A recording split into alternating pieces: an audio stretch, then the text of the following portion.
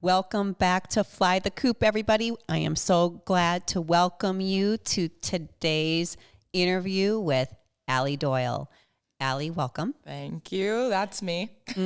I would love for you to hear Allie's story, everybody. We are so honored to have Allye onboarded as a new team member and taking on the very dynamic role of our social media and marketing director for Cari and Carter Group. I'm so psyched to have you on board. It's super fun. It's been super fun so far, so I'm really excited. Yeah, and she just started. I did. But I feel like I kind of already got the vibe of things. Yeah. I wanted to have you on board for podcasting today, Allye, because I think you're a perfect example of what Fly the Coop is all about.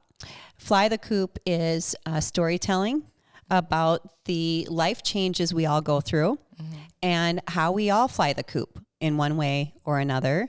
You just flew the coop from a very big role with Care 11. Yes, I did. And onboarded with us. Tell us a little bit about that and the why behind it. Well, okay, the biggest reason, and Carrie Ann knows this, is because I was working at 3 a.m. at Care 11. But other than that, like that was my dream role, and I kind of just I think I knew that it wasn't going to be before I went into it, but it was something to check off the list as like, I completed that dream. And it's not what I was like meant to do, I don't think. And so I'm super excited to be working with your group because the minute I met you actually, and you know this, I was like, we're twins. Like, Yeah. we are very twins. similar. She's just a little bit older, but not that much, right? Yeah, only 30 years. I was going to say 5. I could be your mother, literally. But no, I also really like to be challenged, and I didn't feel like I was in my last role as much as I could have been. And because you have really high expectations, it is a challenge to like meet your goals every day. And so that's like, I appreciate it. So I've been told, but I'm not going to ask for forgiveness. No, you shouldn't. You shouldn't. That's, I just appreciate that and like a challenge in every aspect of my life. And right. So especially professionally, I guess. Yeah. You know, what I think is so amazing about your story, and I'm so psyched to have you share your story today, Allye, you're 24 years old, young lady. I know. And almost 25, but don't bring that up. Yeah, well, still super young, and a graduate from North Dakota State University with a journalism degree and 2 minors, no less. Yeah, political science and creative writing. Amazing. Really remarkable. And you put yourself through school. Yeah. It's been a crazy ride. And actually, I added another year to my schooling so that I could add political science because it was in the heat of the 2020-ish elections. And like, there's just so much that people don't learn about politics. And there's like so much behind the scenes and all you see is what you see on the media. But I wanted to know like the nitty gritty of it. And so that's why I added that minor. But I did. I graduated from North Dakota. What was that now? It was so long ago. It wasn't. It was like a year. But that feels like it was so long ago. Well, and your resume is so amazing. I mean, you've had these major roles with both radio and television. Yeah. And your production and your creative writing and the components of building and planning a production schedule. I think it's just incredible. I'm so honored to be able to have you come into this organization that is in a time of such major change when it comes to the necessity to be relevant when it comes to social media. And I want that to be the case for the team, most importantly, but as a brand. Yeah. So your perspective to me is fascinating because you've been involved with so many different brands because of your background and going through college and beyond, in your younger years. So share with everybody what your take is and what's happening out there with social media and the kind of change is coming down the pipeline right now. Yeah, social media is insane. And something that I always say too that is cool about my generation is that like we're kind of built-in marketers because we grew up with, and I don't say it like it's a nuanced thing. Like we grew up together with social media. So like we know all of these, like the ins and outs of it because that's like what we were doing. We were learning it as like social media was learning itself. Unlike me, I'm like a dinosaur. I'm 53 years old and you're not a dinosaur. I'm like trailing behind everybody else. I'm coming. She's actually so much better at social media than she thinks she is. I think like at least you know more things than you think you do. And especially like for people in your age group, I'm serious. Like people don't know anything and you're saying things I'm like, I did not know. People my age sometimes don't even know. Well, thank you. So it's not true. You do know social media. But yeah, no, it is ever changing, ever evolving. And I think eventually it's going to be like the only thing that we use for everything. Sometimes, like I just came from a news station and they still broadcast like 5 shows a day. And that's not going to be the case in 5 to 10 years. I predict 6, but it's just not going to be the case. People pick up their phone in the morning and they pick up their phone at night and in between they're doing everything else. That's right. In life.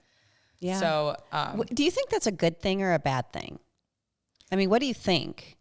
Because when you're somebody like me, right? We'll say 50 plus. There's a piece of the old school, I call it the old fashioned way of communicating, the slower pace. I feel like it's very fast. And like there's just this constant flood of intel coming at you in a massive way that can be very overwhelming and overstimulating. That's just my personal take. No, it's dangerous the way how fast it is. Do you think that's healthy? No, but I don't think that we were being as productive as we could have been before without it. Right. So it's like we just need to figure out, and I don't know all the answers, but like a way to navigate through that because I think it's dangerous for us like mentally. Right. But also like I think a couple of things I've heard is like people talking about losing jobs. Like people are going to lose jobs to social media, but there's also so much to gain, like so many jobs to gain in social media. Right. So I don't know how that's going to balance out in the end. I do think that it's going to be really difficult to navigate the world of like, okay, like let's get off our phones and talk to each other in person. Like I have that with and this isn't social media, but like my grandma is like always on her phone now. And like, I love talking on the phone. I don't like texting. I don't know why. That's just, I think it's annoying and my brain works faster than I can type. Right. So I agree with you on that. Yeah, so I would rather just talk on the phone, but I like called her and she texted me back and was like, why don't you just text me what you're going to say? And I was like, Grandma, like, are you kidding? How old is your grandma now? She's like 86. Oh, yeah, that's so awesome. She's cute and sweet, but I was like annoyed. I was like, I'm trying to call you and talk to you and have this personal connection. And she was like, text me. I was like, whatever. That's funny. But yeah, no, it is going to be figuring out how to navigate it. And it's not going to be social media apps or like the news media. It's not going to be somebody teaching us how to do that. It's going to be us individually teaching it ourselves. And it's definitely going to be something that's ingrained into like when you're teaching your kids as they're growing, like that's going to be something that you have to add to your plate of teaching your kids because no one else is going to. Although yesterday my sister did tell me that she has to make a reel for class, like an Instagram reel for her class in high school. And I was like, what? Yeah. So that's interesting too, that they're incorporating that into classroom do you think structure. That's going on? Is that how they're going to be interviewing? That is what it is. She was supposed to interview people and then make it into a reel and make it into. Interesting. So I think it's just because it's recognized that it is a big part. It's going to be a big part of our society even more than it is now. Right. And she's in a mass communications class. Interesting. But that's it's fascinating. She's a freshman in high school. Yeah. So it's a little weird, but just for me, like I didn't even have that. So I don't know, but social media is going to keep going. So I have a question for you and for everybody out there. I mean, give some intel out, from your perspective and the work that you've done. What are the top 3 most important platforms right now, in your opinion, right now today?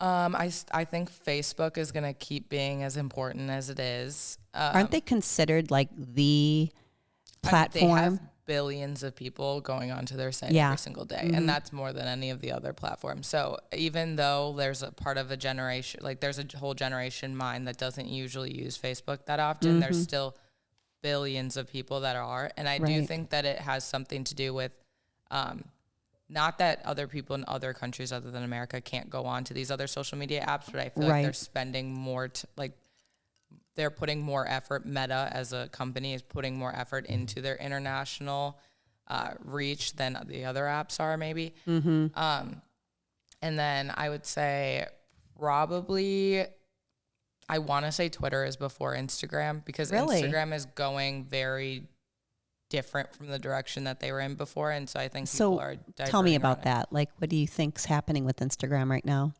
Well, one of the biggest things with Instagram is that it was made and produced to be an app that you could share what's going on in your life in pretty much like real time. And it was showing, like, it was for the people that followed you to see what you were posting. And now it's not like that anymore. Like, you post something and maybe 10 people are going to see it, like actually see it. We were just talking about that. Like, the algorithm is really weird on that. Because they're trying to move towards like selling products, and like they're moving away from like helping creators create things, and they're moving towards how do we make more money, which is interesting. And I would love to know the difference. Is it like, I don't know whether it's like they're trying to push people back towards Facebook because it's owned by the same company, so I don't know if that is their goal, like what the goal is with it. They have to know that people for the last year, like years, 4 years, have been like mad about the way that Instagram's going with their algorithm. They have to know that, and they're not changing it. So interesting. Maybe they're cooking up into launch for a new app. We'll have to ask Tom Ferry about that. Yes, because it is very strange. And so I think it's interesting, Twitter. Yes. Okay, so Twitter. I guess I have to get back on. I love Twitter. And it's, well, you're a newsy kind of gal. It's not even for news, but yes, and in the last, it is getting weird right now with everything going on with the buyout and stuff. But before that, I think my generation, Carter will agree, is the funniest generation ever. Like, we are hilarious. I'm serious. And I have two different Twitters. So I have like a personal one and I have a professional one. My professional one is usually all news because I follow a lot of news people. But my personal one, I don't even follow that many people, and it just shows me what I would like to see. And I actually think that everyone in Gen Z might have the same brain, because it's all so relatable. You just like go through and it's like, oh, that happens to you too. Like, but I think my generation just knows how to say it in the funniest, like most comedic way. And I don't know. It's very sarcastic. I wonder if they need comedy, because honestly, when you look at Gen Z, what's the age group again? It's 1997 to 2000 and. That's what I thought. 6, okay. 7. So my daughter, I get all the letters wrong. There's been a lot of heavy in the world for Gen Z. So much. Like, if you really think there's about got to be some humor, right? Yeah, you have to. Because if you didn't have humor, that would be really overwhelming. Yeah, if you think about it, and I watched this video where this person, it was on TikTok actually. It was this one lady was saying like, something about our generation and like why we do the things we do. Someone stitched it and like went through every single thing that, like, every major issue or problem that's arisen in either America or even further. And she like went through all of them, and it was like, whoa, we've actually gone through so much. Wow. And I don't remember, I think she started with 9/11, which I was 3, but it's still like affects me, you know, and we had to go through school and watch it every single year on September 11th. Right. And then it's traumatizing. It's like PTSD. Yeah, I can see that. And then there's been so many things since then. So yes, some comedy big things. is very global, very big things. Just so much. And in many cases, and I think this is everybody, there's some self-reflection in what can I do to improve the outcome? How can I personally make a change? Right. And that's a tough question. Yeah. A very overwhelming question. I think it doesn't matter what age you are. That's an overwhelming question for sure. So on that note, yes, I want to jump back to your moving off to school. You and I had a chance to visit a little bit yesterday. This kind of goes back to flying the Coop again. I think you have a fascinating and inspiring story, Allye. Thank you. And I want you to share, if you're willing, with everybody, a little bit about your history and what went on through childhood into your high school and then college years, and some of the statistics that are attached to that, because what you've done personally, I believe, is extremely inspiring for those, especially in the month of December, that tend to get caught up in their head. Yeah. And kind of stuck in their life. Yeah. So share with everybody what that looked like for you and what were the aha moments that kept you on track. Yeah. Okay. I want to preface that Mm-hmm. I know that I have been successful in my life, and I try to give myself credit for that, but Mm-hmm. I'm definitely not like fully where I want to be. So, Well, you're 24 years old. I know, but I Give feel yourself some older. grace. A little grace. That's know. what I always say to the team. I know. Got to give yourself some grace. I say that to myself because none of us are perfect, everybody. We all are a work in progress our entire life. It's the true. day you say you don't have nothing more to learn is the day that you've just pushed the pause button on life. You've given up Mm-hmm. if you have nothing more to learn. I agree. Mm-hmm. So I don't know how deep you want to get, but when I was like 11 or 12, I told her yesterday, I have not figured out what age that was. Mm-hmm. So I always say 11 or 12. I went into foster care, and I lived in a lot of different houses. I wouldn't even want to sit here and count right now. And lived with one specific family for a longer period of time. Mm-hmm. And then I decided I was moving to California after I graduated high school. I don't even think I told you that. Mm-hmm. And then I moved to Louisiana, and then I moved back. It's a lot. Mm-hmm. But and you worked through all of that. I did. I was working. I was, I don't know, in school. It was really important to me to go to school. And I think that is because I was saying to you yesterday, a lot of it is where I grew up, and the ideologies and the mentality of the kids that I grew up with and their parents putting certain expectations. Right. So I just felt like I also had that expectation, even though no one was telling me I had to. Right. But on top of that, I just have a very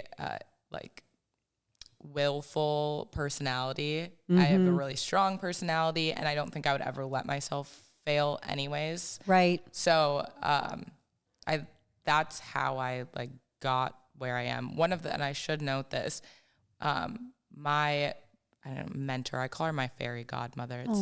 But Rena Sargentopoulos, she works at Care 11. Mm-hmm. I've known her since I was 11 or 12. Wow. And she's the reason I went into journalism. Wow. And that is amazing. I know. So a shout out to her. Hello. Yes, and thank you. Shout out to her. I think I hyper focused on needing something. I needed to have something to focus on. Yeah. Mm-hmm. And so I thought what she did was really cool. And I was like, well, that's what I'm doing. Yeah. And then that was my, everyone that knows me knows that from even elementary school, Allye said she was going to go into journalism. She was going to work at Care 11. It was actually really cool. This is a random story, but I was at this restaurant, and this girl from my high school was serving me and my friend. Mm-hmm. And she was like, I saw that you got a job at Care 11. I know you've wanted to do that forever. And I haven't talked to her in 10 years. That's so cool. So that was insane. And just everyone knew that. And Care 11, by the way, an amazing organization. Mm-hmm. Have been a huge fan my entire life. We love Care. And I'm sorry that I took Allye away from you. I know, they're probably all They probably crying. don't like me anymore. But what a gift for us. What a gift for us. I think your story, you carried yourself through middle school and high school, honey, and you lived with multiple foster families. I did. That's amazing. It's an amazing thing. When it's happening to you, I know that from the outside, I hear that all the time. People are saying, people say that that's crazy. It doesn't feel anything to me. Well, everybody's normal is their own normal, right? Yeah. But the messaging, I think that's so important is you're a perfect example of, focus, commitment, gratitude, always looking at the positive. I try to. Yeah. And there's so many people that can learn from that. Yeah. Because the organic, natural place isn't normally hovering there. Yeah. People tend to focus on the bad parts, the things that aren't going well, when it's a personal choice. It 100% is a personal choice. And I think that that's just mind-blowingly, like, that's book worthy, that story. To me, it's so much easier to focus on the positive. Like, focusing on the negative for me takes more energy. Right. So why would I totally agree with you. Yeah. I just don't see like an upside in that. And if because it's interesting. Steve said something to me yesterday about you, about how you are always living in the future, which I already knew that. And I genuinely feel that the same way about myself. Like, that's why I don't want to waste time talking about like the negative thing that happened, because I never go backwards. Yeah. I'm already I'm constantly thinking about what's happening in 10 years from now. So I don't care about what just happened 10 minutes ago. You make a mistake, you honor the mistake. You don't live in the mistake. You move forward and say, okay, I learned that. I'm just going to keep on going. Absolutely. And for some people, that's overwhelming. Yeah. I know most people don't live there, but I say, what better place is there to live? Yeah. Future casting and being able to focus on the positive, because everyone has a gift. Everyone has something positive to share. Equally, we all have negatives. Yeah. We all have things that aren't like the best thing, right? We have pros and cons. All of us do. Choosing to focus on the positive, which is what you did. Choosing to pick a path that is centric around sharing, helping, committing to good. Yeah. Only is a win for anybody. And if you can find a way to live in that space, only good things will come to you. Only good things. That's what I believe. And I thought, I already knew kind of high level your story, but yesterday we had time. We were here. Allye was helping because we've got lots of things happening here over the next month. And I've been down with this horrific, thing, this bug that people have got. It's taking forever to heal. So I've lost a month, which has been brutal. But anyway, the team has been stellar in helping me play catch up as I lost almost 4 weeks of life this year over this respiratory thing. So Allye came out and we had a really great day. It wasn't the way we were planning to spend the day, but had a super awesome day. And in those moments of calm, you can actually have a conversation that's more meaningful because we're moving so fast. Everyone is. We are certainly on this team right now. And in sharing that story, I'm like, damn, that's a hell of a story. We got to share that story. That's amazing. I don't feel like it's that crazy, but I know I understand why other people do, because I've heard stories myself that I'm like, whoa, what happened to you? So then you leaped into school. I did. And you put yourself through school. Yes, I did. That was amazing. A lot, I would like to say a lot easier than I thought it was going to be. The school system plus just the structure of the way college works, and then like the state, they make it really easy for people to go to school. They do. So it was a lot easier of a process than I thought it was going to be. So I'm very grateful for that. But that's a shout out to all of you that aren't sure. Yeah. Carter's in the background there. Carter's nodding. He only applied to one school, but if he got in. He got into that one school. It's a really good school. Okay, I want to add in, especially since we're in December. And it's like the month of giving. Even though Thanksgiving is in November, I feel like December is the actual month of giving. I agree.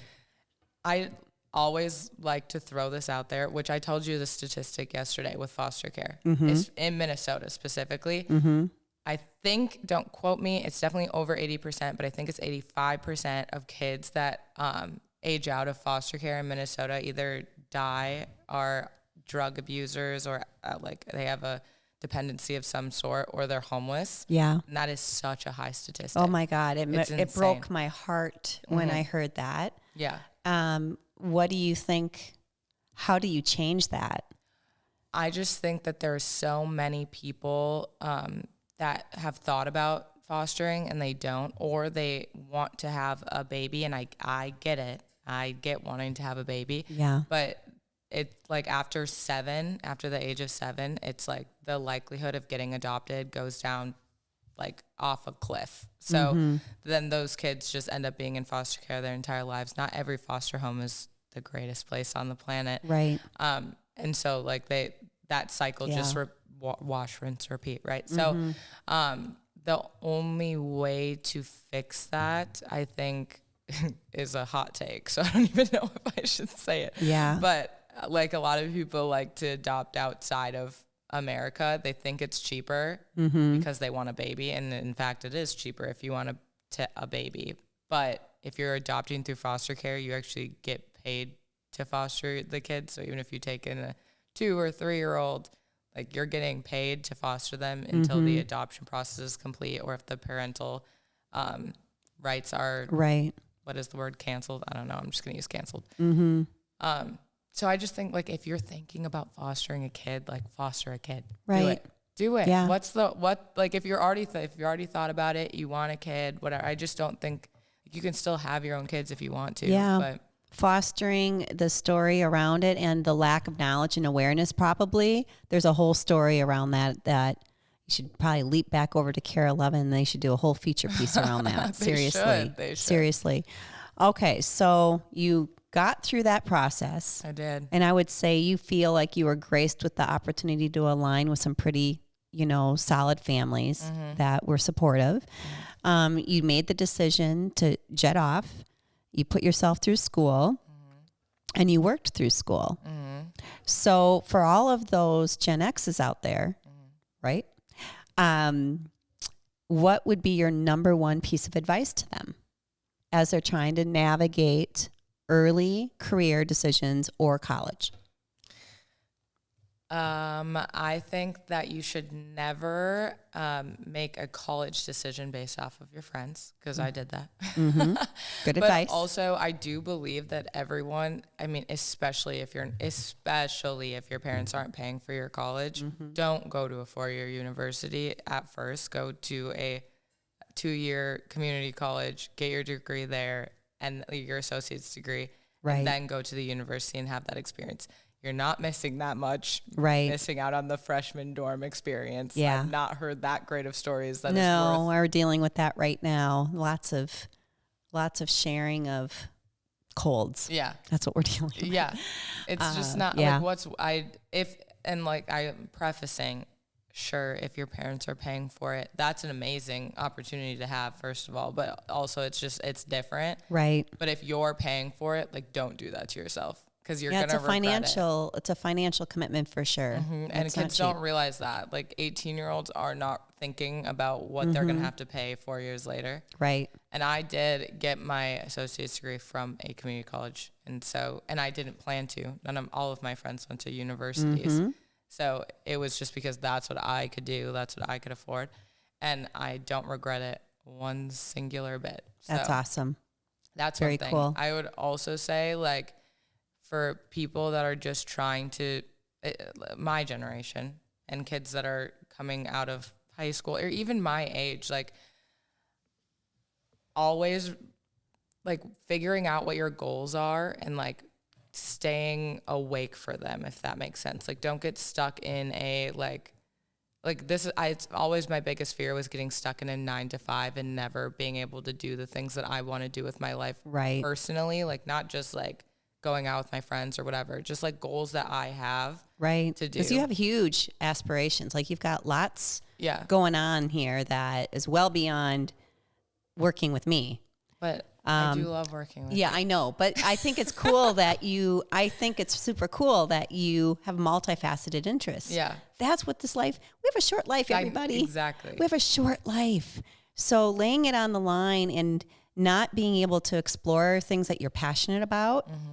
I mean, I've been doing this for this long because I love it. Like, I'm passionate about it. I love the idea of helping people grow their career. I love this business. Yeah. And I love the idea of the creative and the growth. And I'm not afraid. Like, I'm jokingly love-hate relationship with social, but I do find it fascinating. I find watching the people around me that are newer entries in the market and their explosive, powerful success stories, I think that's fascinating and good for them. Like good on them to be able to do that. I think that's awesome. There's a whole world out there that needs to be supported, and there's a whole lot of business available. It's there for everybody. So I think that being multifaceted and not pigeonholing, that's the word. That's the word of my year. I'm going to come up with like where you one specific vision and you only focus on that and nothing else, and you just kind of shove yourself into a corner and do nothing but that. Like it's kind of like people said, fly the coop. What's the point? Like, what does that mean? I'm like, fly the coop is so many things. We moved out to this property. Everybody knows I have this weird fixation and fascination for beautiful gourmet chickens. And I love the whole chicken coop thing. And when Sebastian, who runs Podcast Launch Lab, we were talking about this, the artwork I created in the office, the creative behind what those terms mean. And that in fact, every single one of us are flying the coop in one way or another in our personal life, in our professional life, in our relationships with our children, in transition. There's just, housing, where we live, the foster experience, like every single story, and we all have a story. We are in the midst of a fly the coop moment multiple times in our life. What does that mean? I didn't pigeonhole myself into one conversation. So many of these podcasts, and there's how many now, Carter? 50, I don't know, a lot, like 2,000. I don't even know how many, a whole lot of people out there podcasting. And we're only 3 months in right now. So they say it takes about a year to get these things rolling.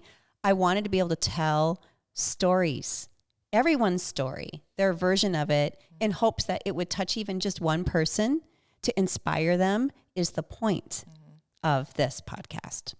And so every time I meet somebody new, and I've met so many amazing people that I would love to interview, the moment I met you, I'm like, Allie's going to be on the podcast, man. That's a hell of a story.